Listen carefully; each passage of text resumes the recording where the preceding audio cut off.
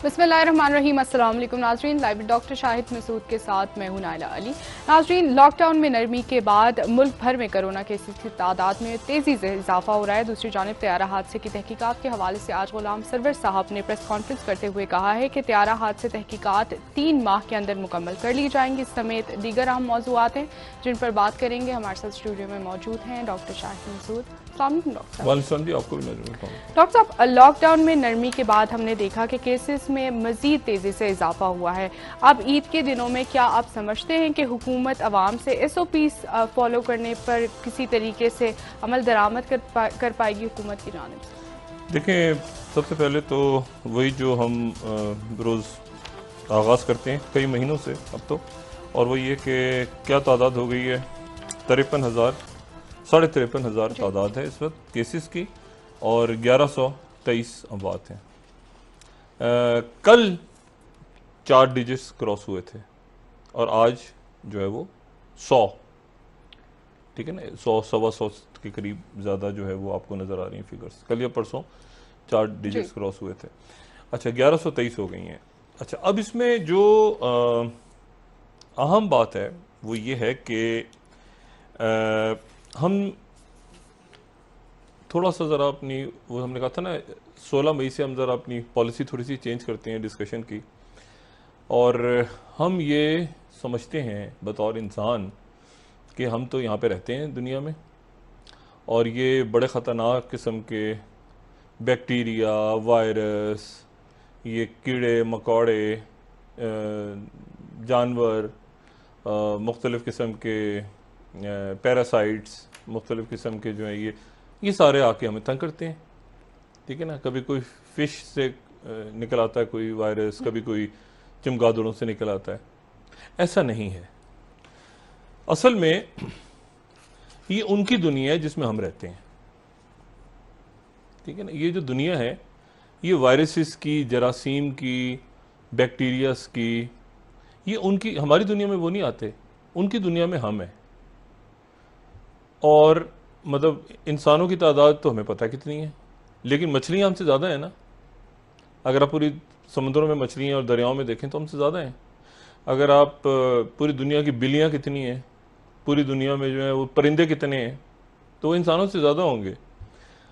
पूरी दुनिया के वायरसेस का तो आप तस्वुर भी नहीं कर सकते वो कितने, उसकी वो तो मैथमेटिक्स ही फेल हो जाएगा वहाँ जाके।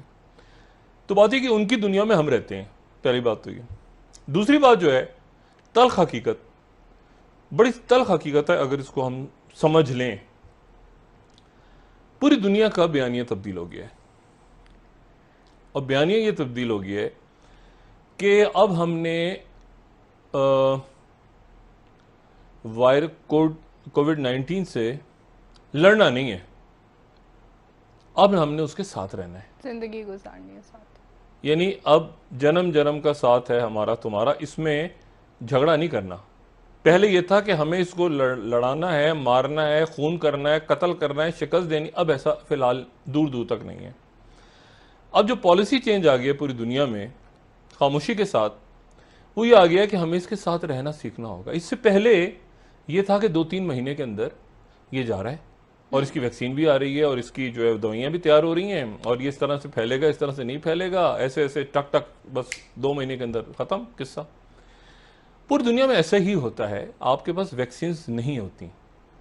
मैंने उस दिन भी बात की थी, मैं दोबारा कह रहा हूँ, HIV के साथ रहते हैं ना, ये जो वैक्सीन अब तैयार हो रही है इसकी, ये कोई ज़ीरो से तो नहीं स्टार्ट हुई। ये तो पहले जो वो कोरोना वायरसेस की इनके आबाओ अजदाद थे इस कोविड-19 के, वो जो नाकाम हो गई थी वैक्सीन, वहीं से उठाया है ना, ऑक्सफोर्ड ने भी और इसने भी और उसने भी।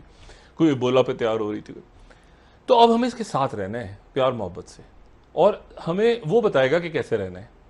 जैसे हमें HIV ने बताया था ना कि कैसे रहना है, सीरम से फैलता है, ब्लड ट्रांसफ्यूजन से फैलता है, इस तरह फैलता है, उस तरह फैलता है। तो फिर हम उसके साथ हमने रहना सीखा।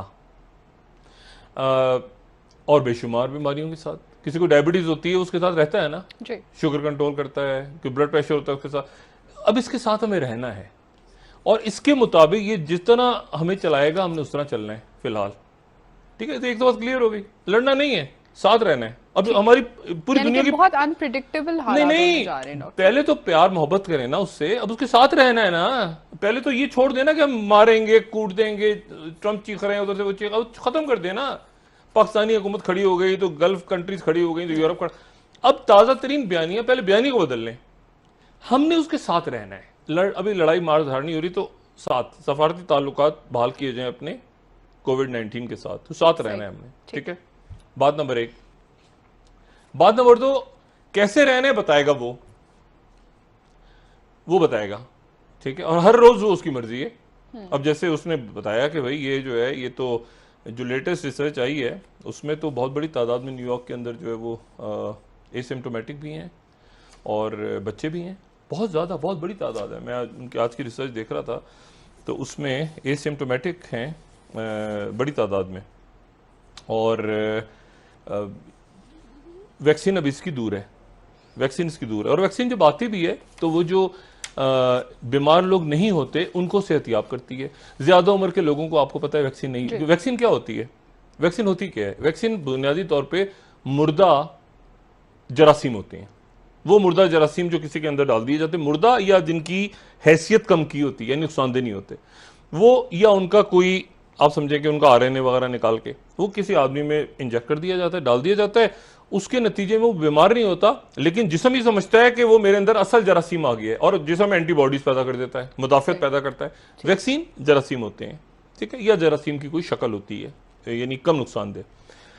अब मसला ये है कि वैक्सीन बड़ी उम्र के लोगों को नहीं लगाते, इसीलिए क्योंकि उनमें खतरा होता है कि वो जो और ये बड़ी एक रिसर्च होती है कि ऐसा ना हो कि वो जरासीम जो आप लगा रहे हैं किसी को, वायरसेस आप लगा रहे हैं, वो पता चला वायरसेस ने और बीमार कर दिया उसको, असल वायरस वो, यानी वायरसेस को बिल्कुल ठंडा कर देते हैं, उनमें पानी डाल के बिल्कुल सुकून के साथ उनको फिर वैक्सीन तैयार होती हैं। ट्रायल्स होते हैं कि और नुकसानदेह ना हो जाए। पता चला कि आपने पोलियो की वैक्सीन दी तो पता पोलियो हो गया, ऐसा नहीं, तो वो बहुत एहतियात के साथ वैक्सीन तैयार होती हैं और ट्रायल्स होते हैं। तो एक तो बात ये हो गई। दूसरी बात ये हो गई कि ये जो छुट्टियां हैं ना, ईद की छुट्टियां शुरू हो रही हैं, अभी चांद का तो कुछ देखते हैं क्या फवाद चौधरी साहब या उनके मुफ्ती मुनीबुर रहमान साहब, तो अभी कुछ देर में ऐलान होगा। लेकिन ये ध्यान में रखें कि छुट्टियां जो हैं ये हमारी हैं, ये वायरसेस की नहीं है, ये बीमारियों की छुट्टियां, बीमारियों की छुट्टियों पे नहीं गई ना जी। हादसा छुट्टियों पे नहीं गए, सानेहात छुट्टियों पे नहीं गए, वाकयात जो दुनिया भर में हो रहे हैं वो छुट्टियों पे नहीं गए। तो और असल जो सिलसिला है वो होगा, अब पूरी दुनिया प्लान करके बैठी हुई थी कि 3 महीने के अंदर, 3-4 महीने में असल होगा कि जब ये छुट्टियां खत्म होंगी तो दुनिया, यानी हम पाकिस्तान में हम तो अगर देखते रहेंगे जो थोड़ा बहुत दाएं बाएं भी झांक रहे होते हैं, लेकिन आम लोग जो ईद की छुट्टी है तो सोते रहो यार, उसके बाद उठेंगे, उसके बाद उठेंगे तो फिर क्या करेंगे ये देखना है। क्या बाजारों में जो रश है जिसके नतीजे में वायरस फैल रहा है, क्या ये रश ईद के चौथे दिन होगा? क्या ये मार्केट्स होंगी? क्या लोगों के पास चौथे दिन पैसा होगा इतना कि वो खरीदारी कर सकें? क्या फैक्ट्रीज काम कर रही होंगी ईद के फौरन बाद? क्या कारोबार खड़े हो जाएंगे? क्या एयरलाइंस खुल जाएंगी? कैसा होने जा रहा है? नहीं होने जा रहा। जो होने जा रहा है वो ईद के बाद, पाकिस्तान में बैठे हैं तो पाकिस्तान के, वो आपको इसके बाद पता चलेगा कि हम कहां हैं। क्या हमने इन 3 महीने के को सामने रखते हुए, दूसरी दुनिया ने भी किया है, बाकी दुनिया ने, अमेरिका ने इधर उधर, क्या हमने सारे के सारे अपने जो मिसाइल थे इस वायरस के खिलाफ, वो हमने 3 महीने का आइडिया रख के तो नहीं फायर कर दिए सारे कि जी पैसे दे दो, ये दे दो, वो दे दो, 3 महीने में खत्म हो जाएगा? लोगों की मदद, क्या हमारा कोई लॉन्ग टर्म प्लान भी है? एहसास प्रोग्राम जो हमने दिया 12,000 रुपए 8 मिलियन लोगों को गालिबन, तो हमारे जहन में उस वक्त ये था कि एक माह में काम हो जाएगा। सवाल क्या है कि सवाल ये है कि जब ये खत्म होगा, खुलेंगे दफातर और कारोबार और सारा खुल जाएगा ना, उसके बाद रमजान भी खत्म हो गया, लोग एक्टिव हैं, लॉकडाउन भी खत्म हो गया, उसके बाद वो कहते हैं द डे आफ्टर, तो डे आफ्टर अब क्लैरिटी होगी कि उस दिन क्या होता है। अच्छा, अब इसमें इससे पहले कि जरा ये जहाज के ऊपर आए, ये जो हमारा जहाज गिरा है, जहाज का हादसा हुआ है, बड़ी खौफनाक एक खबर है इस खत्ते की, और वो इंडियन मीडिया रिपोर्ट कर रहा है। और इंडियन मीडिया की ये उसका बिजनेस स्टैंडर्ड की ये शायद सुर्खी है, इसको बड़ा कीजिएगा काइंडली, बहुत दहला देने वाली है ये। वो कहते हैं for the first time since Kargil intrusions of 1999, Kargil में 1999 के बाद the Indian territory is in hands of foreign soldiers, गैर मुल्की फौज भारत की सरजमीन पे कब्जा कर चुकी है, करेगी नहीं, कर चुकी है। More than 5,000 Chinese soldiers of the PLA, People's Liberation Army, have intruded into 5 points in Ladakh, 4 along the Galvan River and 1 along the Pangong Lake. 5,000 Chinese army के लोग इंडियन सरजमीन पे कब्जा कर चुके हैं, करेंगे नहीं, झड़प नहीं हो रही, ये सिक्किम वाली झड़प नहीं है, ये लद्दाख वाली झड़प नहीं है, कब्जा हो चुका है। उसके बाद वो कह रहे हैं कि that meant that in sending thousands of PLA troops 3 to 4 kilometers into Galwan Valley, China has violated its own claim line, occupied territory that Beijing itself has traditionally acknowledged to be Indian, जिसको वो खुद Indian कहते थे, कि ये China कहता था कि इंडियन टेरिटरी है, अब चाइना उसमें आ गया है। भारत के ऊपर, भारत के एक बड़े हिस्से के ऊपर चीन का कब्जा हो चुका है। ठीक, बहुत बड़ी खबर है ये, बिल्कुल। और उसके बाद वो कहते हैं the Chinese have pitched close to 100 tents at 4 points, Galwan river में, पेट्रोलिंग पॉइंट PP14 पे, और गोरहा का एक इलाके में इंडियन ट्रूप। अच्छा, एक तो उसके बाद नीचे लिखते हैं Indian troops in the area were taken by surprise, यानी हम इंडियन ट्रूप्स एक हैरत का शिकार हो गए। इसको जरा आप पढ़ें, इन जुमलों को पढ़ें तो आप परेशान हो जाएंगे कि ये हुआ हो क्या रहा है आपके खत्ते में। उनको सरप्राइज से वो भुंचक्के रह गए, वो तैयार ही नहीं थे इसके लिए, वो जबरदस्त हो गए। When a large Chinese force cross the LAC, line of actual control को, जो कि चाइना साइनो इंडियन बॉर्डर जो है, या जो भी उसको लाइन कहें, उसको क्रॉस कर गए, चाइना की फोर्सेस क्रॉस कर गई, वो सरप्राइज के साथ लिया गया उनको। ये इतनी बड़ी खबर है, ये खबर यानी खौफनाक खबर है। ये सिक्किम भी नहीं है, मैंने आपसे कहा ना, ये नेपाल और ये प्रॉक्सी जो सारे चल रहा था, सारे वो नहीं है। और उसके बाद वो कहते हैं कि Indian forces have not challenge और कन्फ्रंटेड द PLA, खामोशी के साथ भारतीय फौज इस काबिल नहीं थी कि उनसे लड़ सके या उनको चैलेंज कर सके, तो जमीन हिंदुस्तान के हाथ से छिन गई और वहां पे चीन आके बैठ गया। अब मुझे बताएं कि इसके ऊपर सोर्सेज से the PLA is expanding it's presence, और बढ़ा रहे हैं वो, और इसी में फिर बता रहे हैं कि PLA is already initiated another infiltration another sector in southern Ladakh. मुझे बताएं कि अब इसके बाद ये कहां पे खड़ा है पूरा खित्ता। मैंने आपसे कहा ना कि वायरस की छुट्टी नहीं है, जंगों की छुट्टी नहीं है। वाकयात अमेरिका ने हमायत की है भारत की कि कदम बढ़ाओ नरेंद्र मोदी, हम तुम्हारे साथ हैं, ये उनका स्टेटमेंट आया है। उन्होंने 2-3 उनके लोगों ने बात की है कि आप चाइना के साथ, हम आपके साथ हैं, लेकिन सफारती ताल्लुक, यानी चाइना के साथ अगर, और देखें भारत हमारा पड़ोसी है जी, हमारे 1000-100 इख्तिलाफात हैं, लेकिन हमने अमेरिका की दोस्ती को भी भुगता हुआ है और दुश्मनी को भी भुगता हुआ है। इस ट्रैप में मत आइएगा, मोदी साहब से गुजारिश है, बाकी आगे उनका काम। इस ट्रैप में मत आइएगा कि अमेरिका आपके साथ खड़ा होगा, वो आपको ताइवान बना देगा। अभी जिल्लत हुई है ना, ताइवान जाएगा, ताइवान WHA में जाएगा, ताइवान को लड़वा दिया, ठीक है। ऑस्ट्रेलिया भी अपनी पोजीशन चेंज कर रहा है, ठीक है। इंडिया ने अक्लमंदी की कि खुल के इंडिया ने दरमियाना रहा। इंडिया के साथ अगर चाइना की लड़ाई होती है तो क्या ये पाकिस्तान के फायदे में होगा, क्या ये दुनिया के फायदे में होगा, या तलखी नहीं, बिल्कुल भी नहीं, बिल्कुल नहीं। डिप्लोमेटिक चैनल्स खोलने चाहिए, डिप्लोमेटिक अमेरिका के झांसे में ना आए, अमेरिका के साथ भी रखें, ये मशवरा है, बाकी फैसला मोदी ने करना है जी। आप रखें अमेरिकन के साथ जो भी आपका अलायंस है, जो भी है, लेकिन इस दुनिया में अपने खुदा का वास्ता, मैं मतलब एज अ बिल्कुल मैं एक हमदर्दी का मशवरा है, करना ना करना, आप अंडे एक टोकरे में मत डालें। बिल्कुल। आप अपने डायलॉग, अपने डिप्लोमेटिक चैनल्स, अपने बाकी ये नहीं कि अमेरिका साथ खड़ा है तो आप उसकी, और अक्लमंदी की थी, अक्लमंदी की थी कि वो एक लाइन ही क्रॉस की थी उन्होंने ताइवान पे। आप तरीके के साथ डिप्लोमेटिक चैनल्स खोल के देखें, चाइना ने भी यही रहना है, ठीक है, पाकिस्तान ने भी यही रहना है, इंडिया ने भी नहीं यही रहना है, बांग्लादेश ने भी यही रहना है, अमेरिका यहां नहीं है, ठीक है ना, उसे अफगानिस्तान से भी निकलना है।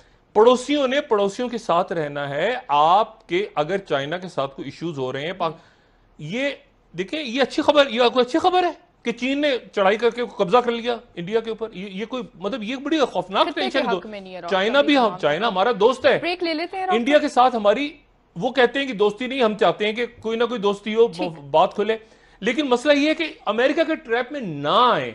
सही, ठीक है, अपने पैरेलल चैनल्स डिप्लोमेटिक खोलें। यहां पर अगर चाइना के, अमेरिका के चक्कर में आ गए, चाइना वो जाके रुकेगा अंटार्कटिका के ऊपर, मैंने कहा ना, बहाता हुआ ले जाएगा इंडिया का पता। और मुझे उम्मीद है कि वहां पे ऐसे सेंसिबल लोग हैं जो ये काम, लेकिन इंडियन जमीन निकल गई है और अमेरिका बैठा हुआ है और इंडिया बैठा सोच रहा है मोदी क्या सोचिए आप, यानी मेरा ख्याल था आज तक की शायद झड़पें हो रही हैं, आज पता चला है कि बड़ी इंडियन टेरिटरी चाइना के पास निकल गई है इंडिया के हाथों से, और उस पे चीन का कब्जा हो गया और इंडिया खामोशी से बैठा हुआ है। ठीक है, इन मामलात समेत दीगर पाकिस्तान के अंदरूनी मामलात पर भी आपसे मजीद बात करेंगे। नाज़रीन, यहाँ पर एक ब्रेक लेते हैं, हमारे साथ रहिएगा।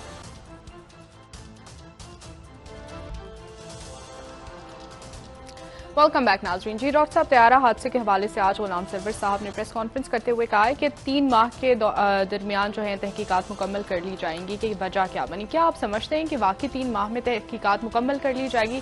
क्योंकि इससे पहले भी माजी में हमने बहुत सारी मिसालें देखी हैं जिसका कोई रिजल्ट नहीं निकला। एक तो मुफ्ती मुनीबुर रहमान साहब चांद पता नहीं कहाँ ढूंढ रहे हैं, थोड़ी देर के लिए टीवी लगा लें, जरा इधर देख लें, शायद कुछ उनको फायदा हो जाए। अच्छा, दूसरी भी बात है वो ये है कि अमेरिका ने इन हालात में उनकी जो तादाद है अमवात की, वो तकरीबन 96,000 से ऊपर होगी, 1 लाख की तरफ जा रही है। बड़ी खौफनाक फिगर है, 1 लाख अमवात। अच्छा, अब वो 1 लाख अमवात और साथ ये चाइना की तरफ से हांगकांग के बारे में बड़े सख्त किस्म के कवानीन आ गए, उस पर बाद में बात करेंगे। लेकिन आज उन्होंने एक और काम हुआ है जो मेरा ख्याल है कि जो तलखी है इस दुनिया में और खत्ते में, उसको एक स्टेज और ऊपर ले गया। एक तो ये कि इंडियन टेरिटरी के ऊपर जो कब्जा हुआ है चाइना का, दूसरा ये कि अमेरिकन ने आज उनका जो फ्लीट पैसिफिक में खड़ा है, यूएसएस पोलैंड, यूएसएस पोलैंड ने, इसको जरा बड़ा कीजिएगा काइंडली, ये बहुत इंपॉर्टेंट है। आज उन्होंने laser weapon system demonstrator test किया है, LWSD। अच्छा, ये उन्हीं की वेबसाइट पे उन्होंने प्रेस रिलीज दी है, मैं वही दिखा रहा हूं। अब ये जो लेजर वेपन सिस्टम है, ये उनका ये जो लेजर सिस्टम आया है उसकी पहली स्टेज है। यानी इसका मतलब ये, इसको इस तरह समझ लें कि आपको मिसाइल्स की जरूरत नहीं है, आपको बॉम्ब्स की जरूरत नहीं है, लेजर वेव से आप जहाज को और वॉरशिप्स को गिरा सकते हैं। सही। यानी आपका जो वेपन है वो अब लेजर, अब ये नई, ये देखें ना लेजर, ये इन्होंने तस्वीर दिखाई है कि लेजर लाइट, आप ऐसे लेजर और फोटॉन्स जो होते हैं, फोटॉन्स जो ज़रात हैं, उनकी आप उनसे बॉम्बिंग करें और लेजर इतनी पावरफुल हो कि वो सामने जो बोट्स हैं, जो वॉरशिप है, जो ड्रोन्स हैं, जो UAVs हैं, वो सारे के सारे हिट हो सकते हैं। और फिर उन्होंने ये आज टेस्ट किया है इन हालात में। वॉशिंगटन पोस्ट ये भी खबर दे रहा है कि एक तवील अरसे के बाद, कई दिहाइयों के बाद अमेरिका न्यूक्लियर टेस्ट करने जा रहा है, दोबारा न्यूक्लियर टेस्ट करने जा रहा है, न्यूक्लियर वेपन्स का। ये टेस्ट वेस्ट तो खत्म हो गए हुए हैं ना, एक बस आपने दिखा दिया कि हमारे पास न्यूक्लियर वेपन है, उसके बाद बार बार अब न्यूक्लियर वेपन का टेस्ट करने के लिए एक मीटिंग हुई है व्हाइट हाउस में 15 तारीख को, वॉशिंगटन पोस्ट ने आज रिपोर्ट की है। ठीक है। अच्छा, और उसके नतीजे में ये होगा कि फिर वॉर, जो न्यूक्लियर वॉर है, उनका कहना यह है कि वो प्रेशर डाल रहे हैं रशिया पे और चाइना पे कि निगोशिएट करना है न्यू स्टार्ट प्रोग्राम पे, उससे बाद में बात करेंगे। अच्छा, चाइना की जानिब से भी खबर आई थी डॉक्टर साहब के दिफाई बजट नहीं, वो मैंने कहा ना, ये पूरा देखिए ना, मईशत, जंगे, बीमारी, इन सब की किसी की छुट्टी नहीं है। ये ईद की 3 छुट्टियां हैं, वो भी मैंने कहा ना, ये सारे वाकयात, इत्तेफाकात, सानेहात, खुशियां, गम, ये सब साथ साथ चल रहा है। जहाज के ऊपर थोड़ी सी बात कर लेता हूँ। ये जो प्लेन क्रैश हुआ अफसोसनाक, एक तो अंसार नकवी साहब के लिए अल्लाह ताला उनके दर्जात बुलंद करे, एक बहुत खूबसूरत दोस्त, बहुत खूबसूरत भाई, बहुत पुराना साथी, बहुत अच्छा दोस्त, उससे महरूम हुए हम सब। और उसके लिए सबसे गुजारिश के वो दुआ करें अंसार नकवी साहब के, अल्लाह ताला दर्जात बुलंद फरमाए। और जितने भी लोग इसमें शहीद हुए इस आने में, अल्लाह ताला सबके दर्जात बुलंद फरमाए, सबको अपने खैर आफियत में रखे। ये जो जहाज़ की वजूहात बयान हो रही हैं, मैं समझने से कासिर हूँ, ठीक है। उसकी वजह यह है कि पायलट जो हैं वो तो 17 साल का एक्सपीरियंस था उनका, वो तो ज़बरदस्त शख्सियत थे। अब पहले ही बात की गई कि जी उनको 2 रनवेज दी गई, तो 2 रनवेज पे उन्होंने वो उतरे नहीं। एक मिनट प्लीज़, यानी कोई ऐसी बात करनी चाहिए इस वक्त जो लोगों को हजम हो जाए। लोगों का मूड अच्छा नहीं है इस वक्त, लोग परेशान हैं, कम बयान आए ना, कम बातें हो तो अच्छा लगेगा। 2 रनवेज दी, पायलट का अपनी मर्जी उन्होंने नहीं उतारा। पायलट क्या मतलब है उसका? वो कोई आपने देखा कितने कॉन्फिडेंटली वो बात करें, जो दुनिया में नहीं रहता उस पर डाल देते हैं। ट्रेन का हादसा हुआ, वो जो था वो जनाब जो ट्रेन का ड्राइवर था वो नशे में था, जो नहीं होता उस पर डाल देते हैं मलबा सारा। अच्छा, अब वो उसने वो नीचे आए हैं, ठीक है। और नीचे आने के बाद वो जो मोहम्मद जुबैर बच गया बंदा बीच में से, अल्लाह ने महफूज रखा है उनको, वो ये कहते हैं कि 2 दफा लैंड करने की कोशिश की है। अच्छा, अब लैंड करने की कोशिश की है तो लैंडिंग गियर क्या चीज होती है? लैंडिंग गियर ही होती है कि पहिए नहीं खुले, जहाज के पहिए नहीं खुल रहे थे। अब जहाज ऊपर होता है, हम ऊपर होता है, खास जगह पे जाके उसके पहिए खुल जाते हैं। और अगर तो उसने पायलट ने बता दिया होगा कि मेरे पहिए नहीं खुल रहे। जब पहिए नहीं खुल रहे तो क्या नीचे कोई फोम बिछाया था? कोई तरीका है क्रैश लैंडिंग का? दुनिया में 7, 8, 10, 50 हजार जहाज उड़ते हैं रोज, ये क्रैश लैंडिंग्स होती हैं, सब कुछ होता है। कोई तरीका था एयरपोर्ट पे, कराची एयरपोर्ट पे रनवे पे उतर जाओ, और भाई उसके लैंडिंग गियर ही नहीं है, तो क्या कहां पे उतरेगा वो? कोई अरेंजमेंट किया आपने? पहली बात। अच्छा, दूसरी बात, उसके पास दोनों जगह थी, उसने उतरने से खुद ही इनकार कर दिया। और अच्छा फिर वो दूसरा चक्कर लेने चले गए, यानी वो मैंने कहा ना, बस मलबा डाल दो, जो दुनिया में नहीं है उस पर मलबा डाल दो। चलें, अब वो जो मोहम्मद जुबैर कह रहे हैं और जो जहाज की तस्वीरों में भी नजर आ रहा है कि जहाज डैमेज हुआ है, इसका मतलब जहाज नीचे आया है और उसने बेली लैंडिंग हुई है, और बेली लैंडिंग के दौरान उसको इंजन को नुकसान पहुंचा है। अच्छा, वो ये भी कह रहे हैं मुझे पता नहीं चला। अच्छा, पता नहीं चला तो इतना, इसका मतलब इतना खौफनाक बेली लैंडिंग का इंपैक्ट था कि उसके नतीजे में इंजन डैमेज हो गए, दोनों इंजन डैमेज हो गए। तो उसके बाद जहाज वो फिर ऊपर गो अराउंड उधर ही एयरपोर्ट के अंदर ही घूमते रहे आप जी। ओ भाई, आपने इस दौरान क्या किया? कोई हंगामी नीचे उसको कोई लैंडिंग को बताते ना उसको कि उसके पहिए नहीं खुल रहे, यहाँ पे फोम बिछा दिए, यहाँ पे वो फायर फाइटिंग अमूमन होता है, पूरी दुनिया में हम देखते हैं, ये आम चीज होती है। नहीं वो कच्चे पे उतार देते हैं जहाज को, होता है, मशीन है। लेकिन बातें अजीब कर रहे हैं। वहां पे आबादियां बनी हुई हैं। ओ भाई, मैं किसी जगह पे अगर मैंने लाहौर से कराची जाना है, मेरा मसला है, पहले मैं जहाज का वो चेक करूं कि कब खरीदा गया था, यानी मैं अपने ट्रेवल एजेंट, क्या बातें, कैसी बातें कर। गुलाम सरवर साहब आज पहले नहीं, एक मिनट, गुलाम सरवर साहब को छोड़ देना, हर एक को बस इस सुने, इनको पब्लिक का मूड नहीं पता असल में इस वक्त कि लोग क्या किस मूड में है इस वक्त। मैं जब जहाज का टिकट कराऊं, एक तो पता नहीं उन गरीबों ने सीट कैसे ली होगी इन हालात में, ठीक है, कितने का टिकट था उसमें लोग, और अच्छा पीआईए ने जहाज दिया, बड़ा जहाज दिया, एयरबस, वो बाहर से फ्लाई करके आए जहाज, मस्कत गया है, तो जहाज बिल्कुल सही। मसला ये कि एक बात कर गए और बात बता दें क्या हुआ, क्या है, वह खत्म। जितना बोलेंगे झूठ, इधर से उधर मैच हो रहा है, वो कुछ कह रहे हैं। अच्छा, अब जनाब वो जहाज जो है वो गो अराउंड हो रहा है, उधर घूम रहा है, तो उस वक्त उसके इंजन फिर फेल हो गए हैं, क्या हुए हैं, वो आखिर में वो कह रहा है आई लॉस्ट द प्लेन। और कॉन्फिडेंस उसका देखें ना, कितना पायलट, वो अल्लाह ताला दर्जात बुलंद करे सबके, वो कॉन्फिडेंटली बोल रहा है, वो बात कर रहा है।